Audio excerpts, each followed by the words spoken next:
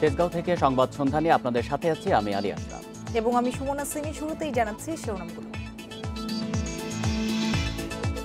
এক ম্যাচ হাতে রেখে ওয়েস্ট ইন্ডিজের বিপক্ষে টাইগারদের ওয়ানডে সিরিজ জয়, সাকিব আল হাসানের অলরাউন্ড নৈপুণ্য।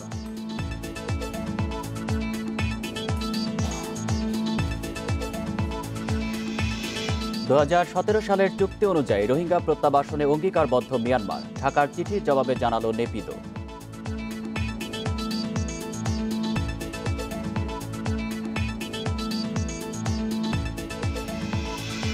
তীব্র শীতে উত্তর ও পশ্চিমাঞ্চলে বিপর্যস্ত জনজীবন, শৈত্যপ্রবাহের সংখ্যা, ঘন কুয়াশায় সড়ক ও নৌপথে ভোগান্তি।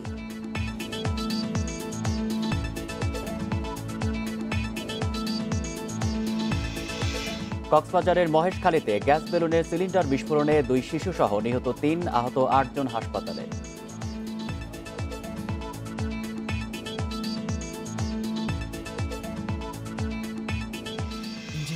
শুনছিলেন শিরোনাম, জানাবো বিস্তারিত। ওয়েস্ট ইন্ডিজকে গুড়িয়ে দিয়ে দ্বিতীয় ওয়ানডে 7 উইকেটে জিতল বাংলাদেশ। তাতে এক ম্যাচ হাতে রেখে সিরিজ নিশ্চিত হয়েছে। ক্যারিবীয়দের বিপক্ষে টানা 3 সিরিজ জিতল টিম টাইগার্স। মিরাজ, সাকিব, মুস্তাফিজের বোলিং নৈপুণ্যে 150 রাগে অল আউট উইন্ডিজরা। ছোট টার্গেটে তামিমের 50 আর সাকিবের অপরাজিত 43-এ সহজ জয় পায় বাংলাদেশ।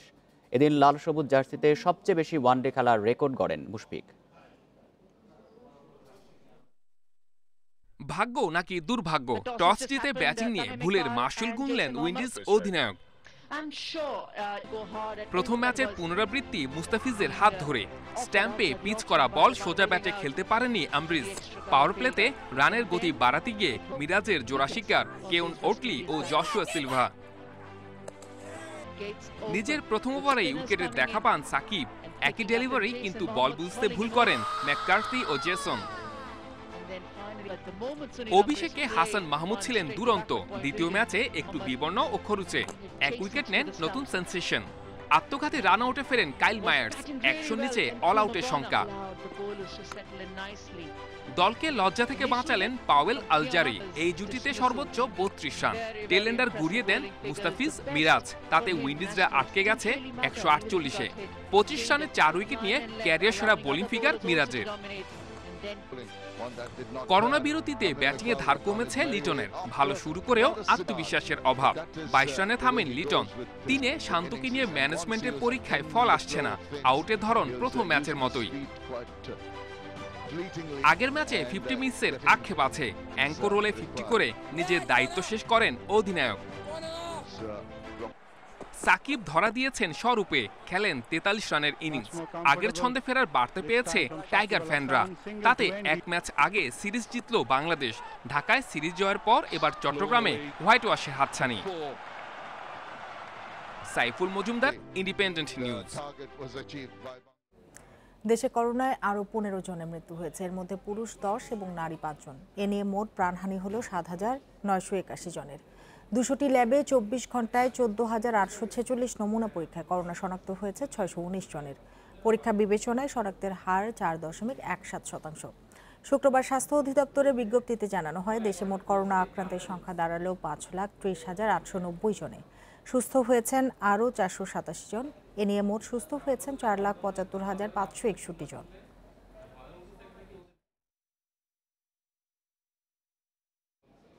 বিশ্বে করোনায় মৃতের সংখ্যা 21 লাখ ছাড়ালো। আক্রান্তের সংখ্যা 9,81,00,000-এর বেশি।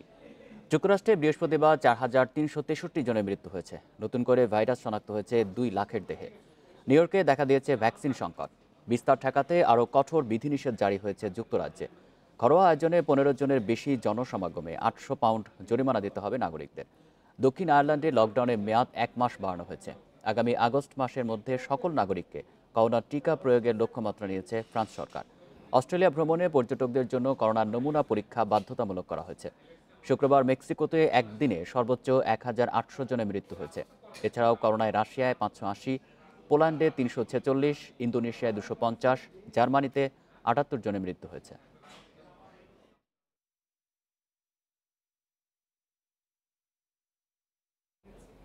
প্রাকৃতিক দুর্যোগে বিপন্ন ঘূর্ণিঝড় জলোচ্ছ্বাসে ক্ষতিগ্রস্ত প্রান্তিক জনগোষ্ঠীর মুখেও হাসি ফুটেছে।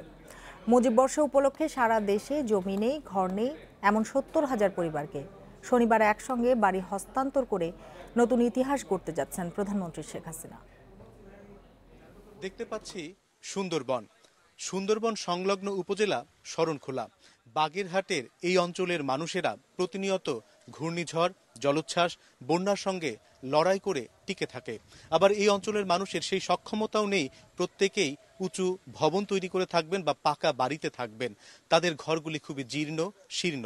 সেই সব মানুষেরা যখন মুজিববর্ষে ঘর পান, তাদের আনন্দ অনেকখানি বেড়ে যায়।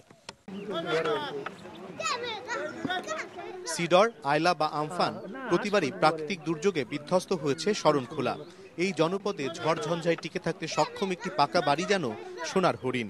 মুজিববর্ষে উপকূলীয় জেলা বাগেরহাটে 433টি ভূমি ও গৃহহীন পরিবার পাচ্ছে নতুন বাড়ি। আগে অনেক কষ্ট ছিল, এখন যে রকম পর্যায়ে এসেছে তাতে আমরা মোটামুটি না, তার চেয়ে অনেক ভালো থাকবো। প্রধানমন্ত্রী এই ঘরগুলো দিয়ে আমাদের জীবন বাঁচাবার একটা খুব গর্বিত মনে করি আমরা এই ঘরগুলো পাইয়া, কারণ এখন বাঁচাবার মতো একটু মাথা গোছার মতো ঠাঁই হয়েছে। কষ্টে থাকা মানুষের জীবনমান উন্নয়নে আশ্রয় প্রকল্পের মাধ্যমে প্রধানমন্ত্রীর উদ্যোগকে সাধুবাদ জানিয়েছেন জনপ্রতিনিধিরা। মাননীয় প্রধানমন্ত্রীর যে উপহার, এজন্য আমরা চিরকৃতজ্ঞ মাননীয় প্রধানমন্ত্রীর কাছে, এবং আমি মনে করি শরণখোলার মানুষ এই ঘরের মাধ্যমে অনেক উপকৃত হবে। বিশেষ করে আপনারা জানেন যে সিডর সহ সবচেয়ে বড় বড় যত ঘূর্ণিঝড় আছে শরণখোলা উপজেলাকে ফেস করতে হয়। উপজেলা মাত্র 4টা ইউনিয়ন আছে, জনসংখ্যা 1,62,000 প্লাস। এখানে অনেক মানুষ, প্রান্তিক মানুষ আছে, ভূমিহীন আছে, গৃহহীন আছে। তাদেরকে যদি আমরা বহুতল ভবন করে দিই, সেক্ষেত্রে আমাদের জমির সংকুলন সম্ভব। আশ্রয় প্রকল্পের পরিচালক জানিয়েছেন, মুজিববর্ষে সাধারণ মানুষের ক্ষমতায়ন বাড়াতেই বাড়ি দেওয়ার উদ্যোগ নিয়েছে সরকার।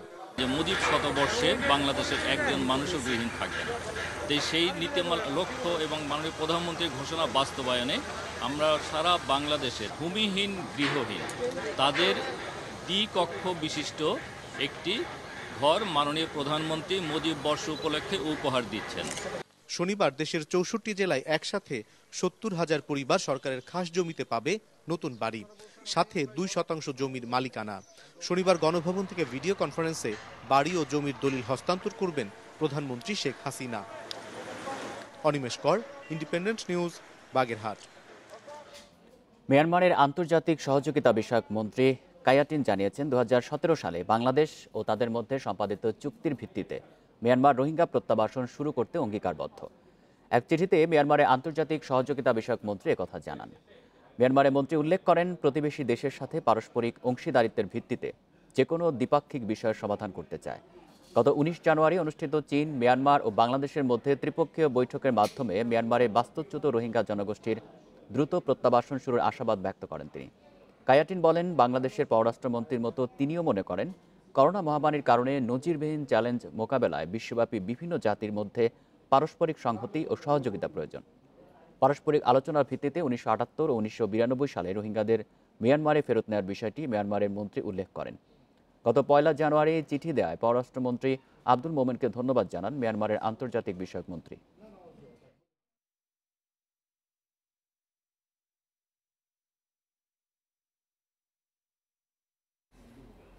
যুক্তরাষ্ট্রের নতুন প্রেসিডেন্ট জো বাইডেনের উদার নীতির সুফল পাবে বাংলাদেশও। পররাষ্ট্রমন্ত্রী একে আব্দুল মোমেন জানান, নতুন প্রশাসনের সঙ্গে কাজের ক্ষেত্রে খুব একটা ঝামেলায় পড়বে না ঢাকা। তবে দ্বিপাক্ষিক বাণিজ্যিক সম্পর্ক উন্নয়নে নতুন কৌশল নেয়ার তাগিদ বিশ্লেষকদের। যুক্তরাষ্ট্রের প্রেসিডেন্টের শপথ নেওয়ার পরপরই জো বাইডেনকে অভিনন্দন জানিয়েছেন প্রধানমন্ত্রী শেখ হাসিনা ও পররাষ্ট্রমন্ত্রী একে আব্দুল মোমেন। পাশাপাশি প্যারিস জলবায়ু চুক্তিতে যুক্তরাষ্ট্রে ফিরে আসার সিদ্ধান্তকে স্বাগত জানিয়েছে বাংলাদেশ। জো বাইডেন একজন পরীক্ষিত রাজনীতিবিদ এবং অত্যন্ত মডারেট পারসন। তার সাথে আমাদের আগেও কাজ করার অভিজ্ঞতা আছে। তো সেই সূত্রে আমরা খুবই আনন্দিত। গণতন্ত্রের বিজয় হয়েছে। তিনি প্যারিস এগ্রিমেন্টে আবার ফিরে গেছেন। প্রধানমন্ত্রী ক্লাইমেট ভালনারেবল ফোরাম তার সভাপতি, আমরা বিশেষভাবে এই জন্য ওনাদের ধন্যবাদ দিয়েছি। হোয়াইট হাউসের দায়িত্ব নিয়ে বুধবার 15টি নির্বাহী আদেশে সই করার মধ্য দিয়ে প্রশাসনিক কাজ শুরু করেছেন প্রেসিডেন্ট বাইডেন। এর মধ্যে আছে বিশ্ব স্বাস্থ্য সংস্থায় ফেরা মুসলিম সংখ্যাগরিষ্ঠ দেশের ভ্রমণ নিষেধাজ্ঞা তুলে নেওয়া ও জলবায়ু সুরক্ষার জোরদারের মতো বিষয়। আন্তর্জাতিকভাবে যুক্তরাষ্ট্রের যে পরিস্থিতি, যে অবস্থান, সেটাকে পুনরুদ্ধার করতে হবে। ইমিগ্রেশনের প্রশ্নটা, আপনি যদি এনভায়রনমেন্টের প্রশ্নটা, গত 4 বছরে যদি উদাহরণ হিসেবেই বলি আর কি, এনভায়রনমেন্টাল প্রোটেকশন এজেন্সির যেই পরিমাণ ক্ষতি সাধন করা হয়েছে, যে সমস্ত এক্সিকিউটিভ অর্ডার দেওয়া হয়েছে, যেভাবে ব্যবস্থা করা হয়েছে, তাতে করে এগুলো আসলে রিভার্স করতে হবে। যুক্তরাষ্ট্রে ক্ষমতার পালা বদলে নানামুখী সুবিধা পেতে পারে বাংলাদেশ। বিশ্লেষকরা বলছেন, জিএসপি সুবিধা, পোশাক রপ্তানি সহ বিনিয়োগের সুবিধা আদায় নির্ভর করছে কূটনৈতিক তৎপরতার উপর। নাফিজুদ্দৌলা, ইন্ডিপেন্ডেন্ট নিউজ, ঢাকা। কক্সবাজারের মহেশখালীতে সিলিন্ডারের গ্যাস বিস্ফোরণে 2 শিশু সহ 3 জন নিহত হয়েছে। এতে আহত হয়েছে 7 জন। সকালে মাতারবাড়ি উচ্চ বিদ্যালয় মাঠে এ ঘটনা ঘটে। প্রত্যক্ষদর্শীরা জানিয়েছেন, মাতারবাড়ি আজিজিয়া মাদ্রাসায় 2 দিনব্যাপী বার্ষিক সভার শেষ দিনে আজ সভাস্থল থেকে কিছুটা দূরে গ্যাস দিয়ে বেলুন ফোলাচ্ছিলেন এক বিক্রেতা। এ সময় হঠাৎ বিস্ফোরণ হলে ঘটনাস্থলেই এক শিশু মারা যায়। হাসপাতালে মারা যায় আরেক শিশু সহ 2 জন। আহতদের উদ্ধার করে হাসপাতালে ভর্তি করা হয়েছে। এদের কয়েকজনের অবস্থা আশঙ্কাজনক বলে জানিয়েছেন চিকিৎসক।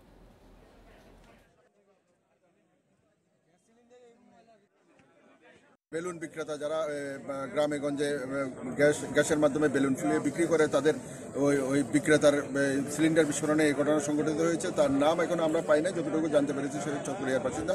তো এখন এই অবস্থায় আসলে আমরা আহতদের খোঁজখবর নিচ্ছি, কে কে আহত হয়েছে এবং যারা মারা গেছে তাদের ব্যাপারেও খোঁজখবর নিচ্ছি।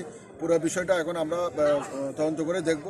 চট্টগ্রাম সিটি কর্পোরেশন নির্বাচনে বহিরাগত ঠেকাতে নাগরিক তথ্য ব্যবস্থাপনা হালনাগাদ করছে পুলিশ। মেয়র পদে বিএনপি প্রার্থী ও কাউন্সিলর পদে বেশ কয়েকজন প্রার্থী নির্বাচন কমিশনে অভিযোগের পর এই উদ্যোগ। তবে অল্প সময়ে এই কাজ শেষ করা যাবে কিনা তা নিয়ে সংশয়ে রয়েছেন সংশ্লিষ্টরা। চট্টগ্রাম সিটি নির্বাচনের সময় এগিয়ে আসার সাথে সাথে বাড়ছে সহিংসতা। এতে জড়িয়ে পড়ছেন প্রতিদ্বন্দ্বী প্রার্থীদের অনুসারী ও কর্মী সমর্থকরা। নির্বাচন কমিশনে এরই মধ্যে জমা হয়েছে অভিযোগের পাহাড়। প্রার্থীদের পাল্টাপাল্টি অভিযোগ, হামলা আর সংঘাতে বাড়ছে বহিরাগতদের উপস্থিতি। সম্প্রতি পাঠানটুলিতে এক কাউন্সিলর প্রার্থীর কর্মী নিহত হবার পর আলোচনায় এসেছে পাশের জেলার এক গ্যাংয়ের কথা। এই প্রেক্ষাপটে নির্বাচনে বহিরাগত ঠেকাতে নাগরিক তথ্য ব্যবস্থাপনা পদ্ধতি সিআইএমএস হালনাগাদ করছে পুলিশ। বাইরের জেলাগুলো থেকে আগে থেকে এসে এক ধরনের প্রভাব বিস্তার করার চেষ্টা করে লোকজন, তো সেটি যেন না করতে পারে। আমরা অলরেডি আমাদের যে নাগরিক তথ্য ফর্ম, যেটি সিআইএমএস সিটিজেন ইনফরমেশন ম্যানেজমেন্ট সিস্টেম, যেটি প্রত্যেকটি বিটে আমাদের এটি চালু আছে এবং এই সকল তথ্য প্রত্যেকটি বিট অফিসারকে দিয়ে আবার যাচাই বাছাই করছি। তবে এত অল্প সময়ে নগরীর 16টি এবং জেলার একটি থানায় প্রায় 65 লাখ মানুষের তথ্য কতটা সঠিকভাবে যাচাই সম্ভব তা নিয়ে আছে প্রশ্ন। তবে পুলিশ বলছে, থানা ও বিট কেন্দ্রিক এই কার্যক্রম পরিচালিত হচ্ছে। আমরা প্রত্যেকটা ভাড়াটিয়া মালিকদের কাছে সিআইএমএস ফর্ম পৌঁছে দিয়েছি এবং সেগুলো তথ্য হালনাগাদ করার কাজ চলছে আমাদের বিট পুলিশের মাধ্যমে। আপনারা জানেন সিএমপি সহ পুরো বাংলাদেশে বিট পুলিশের কার্যক্রম পরিচালিত হয়। পুলিশি এই তৎপরতার বাইরে নির্বাচনী পরিবেশ স্বাভাবিক রাখতে মাঠে রয়েছেন 16 জন নির্বাহী ম্যাজিস্ট্রেট। অনুপম শীল, ইন্ডিপেন্ডেন্ট নিউজ, চট্টগ্রাম। দ্বিতীয় দিনের মতো রাজধানীর মিরপুরে উচ্ছেদ অভিযান চালিয়েছে ঢাকা উত্তর সিটি কর্পোরেশন। দখলদারদের দৌরাত্ম্য ঠেকাতে রাজধানী জুড়ে ড্রোনের সহায়তায় নজরদারি চালানোর কথা জানিয়েছেন মেয়র আতিকুল ইসলাম। তিনি বলেন, অবৈধ দখলবাজদের উচ্ছেদের জন্য কোনো ধরনের নোটিশ দেয়া হবে না। তাদের বিরুদ্ধে জিরো টলারেন্সে থাকবে ডিএনসিসি।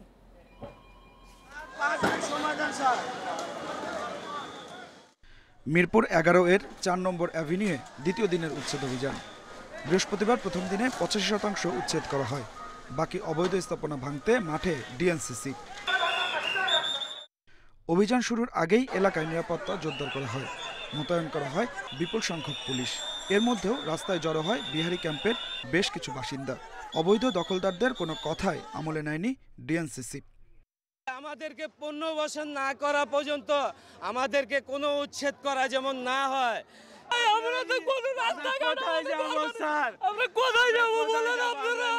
দিনভর ভাঙা হয় একের পর এক স্থাপনা, গুড়িয়ে দেওয়া হয় রাস্তার জায়গা দখল করে গড়ে তোলা অনেক বহুতল ভবন। উচ্ছেদ কার্যক্রম দেখতে এসে মেয়র আতিকুল ইসলাম জানান, জায়গাটি দখলমুক্ত করে 30 কোটি টাকা ব্যয়ে 60 থেকে 75 ফুট রাস্তা তৈরি করা হবে। যেই মার্কেট করতে যাই সেই মার্কেটও অবৈধ, যে খাল উচ্ছেদ করতে যে খালের দুই পারও কিন্তু অবৈধ। এই অবৈধ হতে হতে আমরা যারা বৈধরা যারা আছি আমরা কিন্তু অনেক সংকুচিত হয়ে গেছি। মাননীয় প্রধানমন্ত্রী যেটা বারবার বলেছেন, দুর্নীতির বিরুদ্ধে, অবৈধদের বিরুদ্ধে জিরো টলারেন্স, সেই জিরো টলারেন্সও কিন্তু আমরা শুরু করেছি। মেয়র আরও জানান, রাস্তার পাশে বৈদ্যুতিক খুঁটি অপসারণের জন্য ঢাকা বিদ্যুৎ বিতরণ কর্তৃপক্ষকে বলা হয়েছে।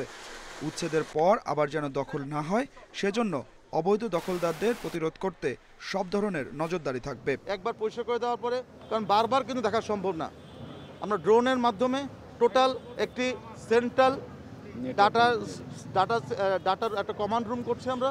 এই কমান্ড রুমে কিন্তু সব কিছু চলে আসবে।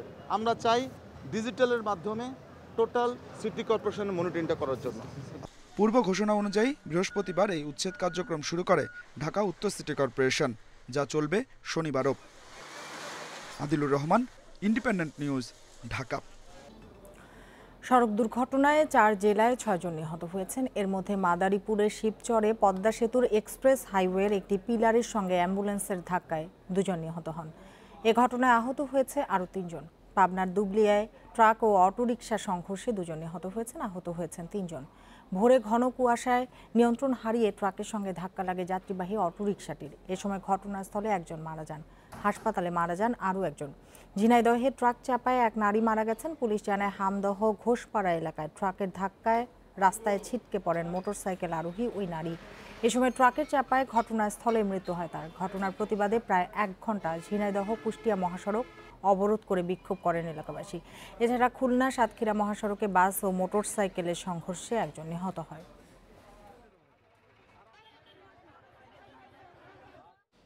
দু থেকে 2021 এক দশকে 200 পর্বে তালাশ।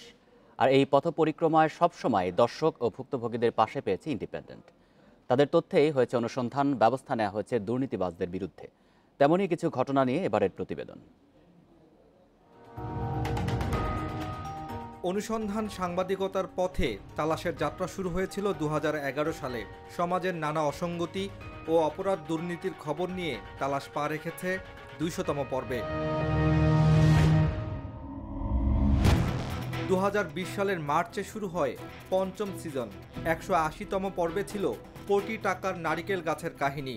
এ প্রকল্পে এক একটি নারিকেল গাছের দাম ধরা হয় ৬২ লাখ টাকা। তালাশের প্রতিবেদনের পর অপসারণ করা হয়েছে সেই প্রকল্প পরিচালককে। পানিপথের চাঁদাবাজের দৃশ্য ধারণে টানা ৭ দিন প্রতিবেদককে থাকতে হয় বালু ও পাথরবাহী ট্রলারে। পরে এর আলোকেই বিশেষ সভা করে ইজারাদারদের সতর্ক করে নির্দেশনামা জারি করে মন্ত্রণালয়।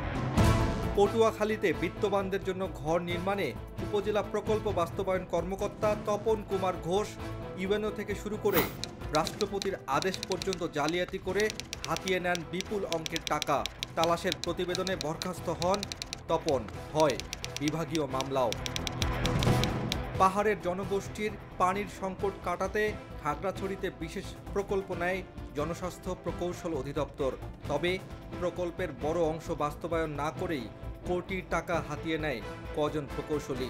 তালাশের প্রতিবেদনে বরখাস্ত হন তাদের একজন। নড়াইলে ক্যান্সার চিকিৎসার সরকারি টাকা লুটপাটে সমাজসেবা কর্মকর্তার কারসাজি এবং চেয়ারম্যান মেম্বারদের কারবার পর্বে ছিল উত্তরাঞ্চলের কজন জনপ্রতিনিধির অনিয়মের চিত্র, যা দেখে তদন্ত শুরু করে প্রশাসন। তালাশের এই পথ পরিক্রমায় সংহতি জানিয়েছেন বিশিষ্ট জনেরা। এই অনুষ্ঠানটি আপনারা করে আসছেন দীর্ঘ প্রায় 10 বছর ধরে। তো আপনাদেরকে অভিনন্দন। আপনাদের এই অনুষ্ঠানটি আরও সমৃদ্ধ হোক এবং আরও সমাজের যারা দুষ্কৃতি করে আসছে তারা আরও চাপে থাকুক। তালাশ একটি গুরুত্বপূর্ণ অবদান রেখে চলছে এবং ভবিষ্যতেও রেখে যাবে। নতুন প্রজন্মের ভিতরে অ্যাওয়ারনেসটা, সচেতনতা তৈরি করতে পারি দুর্নীতির বিরুদ্ধে, তাহলে তারাই একদিন এটার বড় হাতিয়ার হয়ে নিজেকে গড়ে তুলতে পারবে। শুধু অপরাধ অন্বেষণ নয়, এর সমাধান খোঁজার চেষ্টায়ও ভুক্তভোগীদের পাশে থাকতে চায় তালাশ। Abdullah Rafi, independent news, Dhaka. এ নিয়ে বিস্তারিত দেখুন রাত 9:30টায় ইন্ডিপেন্ডেন্ট টেলিভিশনের অনুসন্ধানমূলক অনুষ্ঠান তালাশে। চলে যাচ্ছি পরের খবরটিতে। কোনোভাবেই নিয়ন্ত্রণে আসছে না ভোজ্য তেলের দাম। আবারও 1 সপ্তাহের ব্যবধানে লিটারে দাম বেড়েছে 3 টাকা। 5 লিটার বোতলজাত তেল বিক্রি হচ্ছে 600 টাকারও বেশি। তবে আমদানির পর কিছুটা কমেছে মোটা চালের দাম। ছুটির দিনে রাজধানীর কাঁচাবাজারে বাড়তি ক্রেতা সমাগমের পাশাপাশি পণ্যের সরবরাহ বেশি। তবে সবার নজর আলাদাভাবে ভোজ্য তেলের প্রতি। বেশ কয়েক মাসে তেলের বাজারে বাড়তির দাম যেন আরও নিয়ন্ত্রণহীন। গত সপ্তাহে প্রতি লিটার বোতলজাত তেল ১২৫ টাকায় বিক্রি হলো, এখন তা ১২৮ টাকা। আর ৫ লিটারের বোতলজাত সয়াবিন তেলের দাম নিচ্ছে ৬২০ থেকে ৬৩০ টাকা। টিসিবির হিসাবে গত ৫ মাসে দাম বেড়েছে লিটারে প্রায় ৩০ টাকা। তেল কিনতে গিয়েই এখন বাড়তি অর্থ গুনতে হচ্ছে ভোক্তাদের।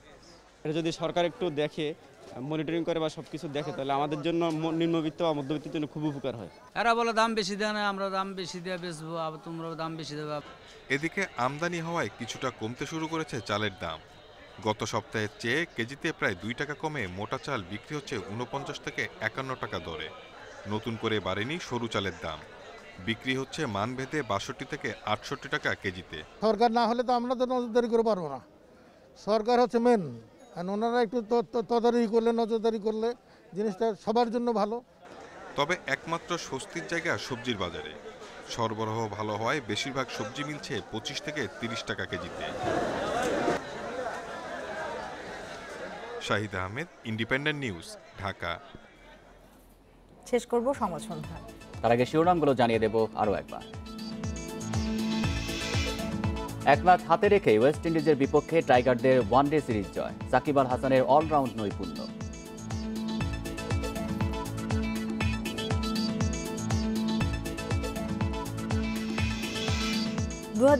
সালে চুক্তি অনুযায়ী রোহিঙ্গা প্রত্যাবাসনে অঙ্গীকারবদ্ধ মিয়ানমার। ঢাকার চিঠির জবাবে জানালো নেপিদো।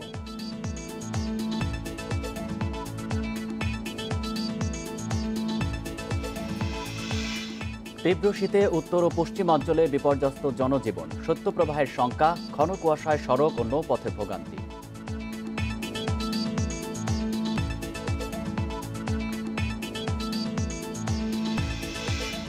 কক্সবাজারের মহেশখালীতে গ্যাস বেলুনের সিলিন্ডার বিস্ফোরণে ২ শিশু সহ নিহত ৩, আহত ৭ জন হাসপাতালে।